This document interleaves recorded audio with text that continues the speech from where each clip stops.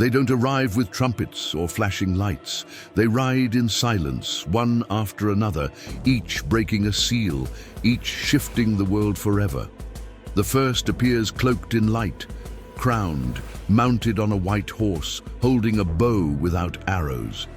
He speaks of unity, of peace, of a new order. But behind every calm word lies the seed of manipulation. His conquest is not through war, but through deception, and that makes him more dangerous than any army. The danger lies in how welcomed he is. The world doesn't resist him, it invites him in. While people rejoice, laws change quietly. Freedom is traded for safety, beliefs are twisted. Morality becomes subjective, and through it all, the rider remains silent, yet his influence spreads. By the time people realize what's happening, their minds are already under siege. His power isn't loud, it's slow, cultural, psychological, and it's already begun. Then comes the second rider. The seal breaks and a red horse storms forth, its rider carrying a massive sword. He doesn't create war, he removes peace. He ignites tension between neighbors, divides families, turns nations against themselves. His weapon is conflict, and it spreads like wildfire. But it's not just war on battlefields, it's ideological war, emotional war, civil unrest. Wherever he rides, harmony vanishes. He thrives in division. You might expect the sword to be used in bloodshed, but this rider rarely swings it. Instead, he lets humanity turn on itself. Governments collapse, protests erupt, fear replaces trust. He whispers in the minds of the angry and broken, and they do the work for him. He doesn't need to kill, he just needs to push. Once conflict starts, it feeds itself. And while the world burns in chaos, the third seal waits to open, and it's darker still. When the third seal breaks, silence follows. A black horse steps forward. Its rider doesn't carry a weapon, he holds a scale. This is the rider of famine. Resources vanish, prices soar. A loaf of bread becomes a luxury. The poor suffer while the powerful hoard. But this famine isn't caused by nature. It's manufactured, controlled. It's not just about hunger, it's about control. Starvation becomes a strategy, and the world bows to scarcity.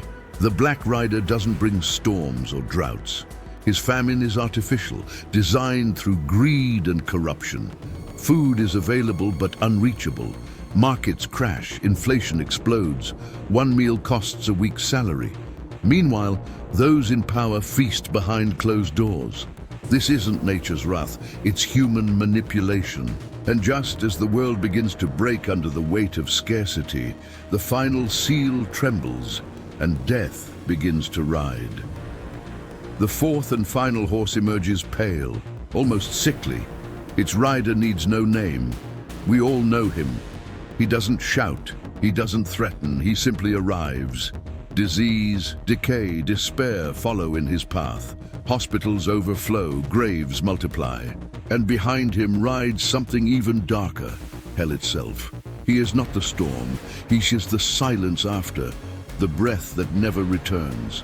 And once he rides, nothing ever remains the same. Death does not gallop loudly. He drifts, he waits, he slips through borders, through crowds, through whispers. You don't see him coming, only the aftermath he leaves. He doesn't carry a sword or scale. His weapon is time. He drains it slowly until it's gone. And behind every breathless room, every still street, every silenced home, you find his footprints. No one escapes the pale rider. Only few ever see him before it's too late. With all four horsemen unleashed, the world stands on the edge. But they don't just bring destruction, they reveal truth. Each rider exposes what's already broken. False peace, growing division, greed and fear. They are not the cause, they are the consequence. Humanity invited them through choices, through silence, through pride. And now, the seals are open, the riders loose, and there is no turning back. People still wait for signs in the sky. But the horsemen don't always arrive with thunder. Sometimes they come dressed as opportunity, wrapped in promises, hidden in progress. Their hooves echo not in noise, but in headlines, in hunger, in division, in death. This isn't just prophecy, it's a pattern, one the world keeps repeating. The question now is, will we open our eyes or ride blindly into what comes next? Each rider reflects a human weakness we refuse to confront. The white horse mirrors our hunger for easy peace. The red, our addiction to conflict. The black horse exposes our greed, and the pale, our denial of mortality. They are not alien to us. They are us. Shadows of choices made, consequences of what we normalize. And though their arrival feels distant, their presence is already etched in the headlines of every day. Religious texts warned us, but we turned prophecy into fiction. Now the fiction becomes reality. Each event, economic collapse, war, plague, is seen in isolation, never as part of a larger script. But the script exists. It's ancient, clear, unfolding step by step. Those who understand the signs see the seals not as future events, but as present warnings ignored by a world too distracted to notice what's galloping toward it. The riders don't care about nations or flags. They ride through ideologies, through systems, through borders without resistance. No weapon can stop them. No leader can command them. They respond only to the seals, cosmic triggers tied to human collapse. Their mission is not revenge, it's exposure. They reveal the truth of what we've built and what we've allowed to rot. And in that revelation, the real judgment begins. Still, there's something often missed. The riders don a T end the world. They only ride when it's already collapsing. They're not creators of chaos, but its messengers. They don't bring the fall, they confirm it. This changes everything, because if they're already here, then maybe we're not waiting for the end, maybe we're living inside it. And the only escape isn't war or wealth, it's awareness. And so we return to the beginning.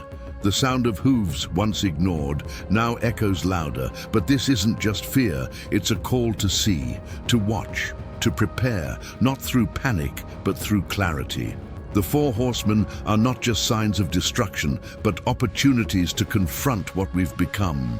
Their ride is terrifying, yes, but it's also a final chance to change course before the last rider makes his final pass. In ancient texts, the horsemen are part of a divine sequence. They're not rogue forces. They ride only when allowed. That means their appearance is authorized, triggered by human failure, yes, but permitted by something greater. This adds weight to their presence. They don't ride alone. They ride with purpose, with timing. And their timing suggests that everything we see now isn't random. It's a countdown, one we've ignored for too long. Many expect the apocalypse to start with fire, explosions, or global signs. But the real beginning is quieter. It begins with agreements made in haste, with truths abandoned, with fear disguised as progress. The horsemen ride when humanity lowers its guard, not through force, but through fatigue, through apathy. And when people stop asking questions, that's when the hoofbeats grow louder than ever. The true horror isn't their presence, it's our blindness to it. We see rising prices, broken families, conflict, sickness, and think it's just another hard year. But what if these are the gallops of prophecy? What if the horsemen aren't coming because they've already arrived? The slow fade of truth, the normalization of chaos, these aren't coincidences, they are signs. And signs are only useful if you recognize them in time. Some laugh at prophecy, others ignore it. But history has a pattern. Civilizations fall not by force, but by erosion. The riders mark that erosion. Not instantly, but gradually, like cracks spreading beneath polished surfaces. By the time the structure collapses, it's already too late to rebuild. And the horsemen, silent but certain, continue their ride across a world still pretending everything is fine. And so, the message remains. The Four Horsemen are not distant myths or forgotten legends. They are warnings in motion, forces allowed to ride when the world closes its eyes. Their hooves echo in every broken promise, every twisted truth, every silence that replaced justice. Whether you believe in prophecy or not, the signs surround us. And the sound, that's not thunder. It's the gallop of reckoning, and it's getting closer. Some will call it symbolism, others superstition. But for those watching with discernment, the horsemen are a mirror, a revelation. They don't invent pain, they expose it. They don't bring collapse, they confirm it. Their arrival isn't sudden. It's earned step by choices made in silence. And in the mirror they hold, the question remains, will we keep pretending not to see? Or will we finally face what's already here? In stories, heroes stop the apocalypse, but this story isn't about stopping, it's about recognizing. The world waits for salvation from above, while forgetting that destruction often rises from within. The four riders are not enemies to defeat, they're consequences to confront. Their ride is not fiction, it's the echo of our own neglect. And if we fail to see that, we won't just witness the end, we'll invite it in. They ride not to destroy, but to awaken, to break illusions, to shake humanity from comfort.